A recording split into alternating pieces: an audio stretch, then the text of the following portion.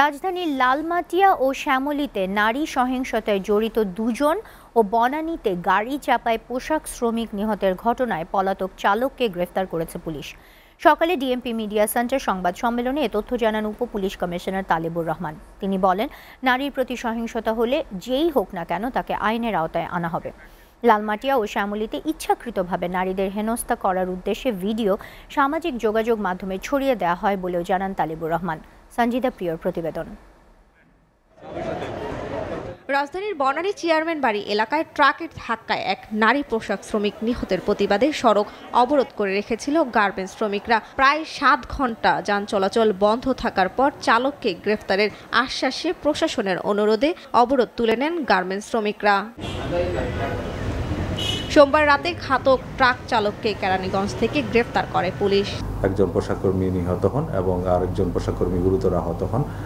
এই ঘটনার প্রেক্ষিতে গার্মেন্টস কর্মীরা রাস্তা অবরোধ করে রাখেন এবং সারাদিন এর যে পুরো ঢাকা মহানগর এলাকায় থাকে। মধ্যরাতে তাকে ঢাকার কেরানীগঞ্জ থেকে গ্রেফতার করা হয় এবং সে তার যে ঘটনায় জড়িত থাকার কথা ইতিমধ্যে প্রাথমিকভাবে আমাদের কাছে স্বীকার করেছে এবং ঘটনায় এখনো মামলা দায়ের করা হয়নি। মামলা প্রক্রিয়াধীন রয়েছে। মামলা প্রক্রিয়াধীন করার পরে তাকে ওই মামলায় অ্যারেস্ট দেখানো হবে।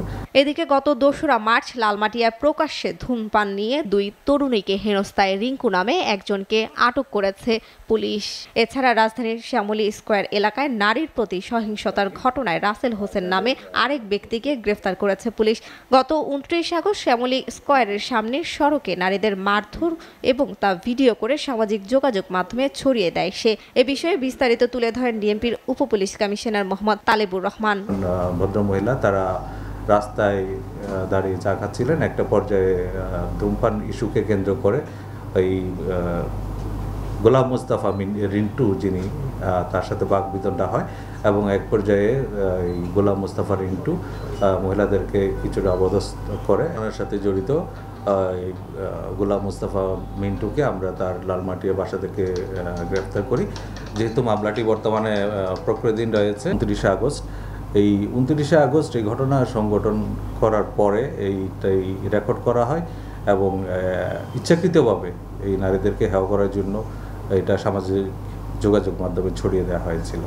রাসেল হোসেনকে গতকাল DB cyber crime unit Motijheel এলাকা থেকে গ্রেফতার করে এবং এই ঘটনায়ও তার বিরুদ্ধে আইনগত ব্যবস্থা প্রক্রিয়াধীন রয়েছে। নারীদের প্রতি সহিংসতা সৃষ্টিকারী যারাই হোক না কেন, যেই হোক না কেন, তাকে আইনের আওতায় নিয়ে আসতে হবে। প্রায় 7 মাস পর নিপীড়ক রাসেলকে গ্রেফতার করা হলো। সঞ্জিদা প্রিয়, এসএটিভি।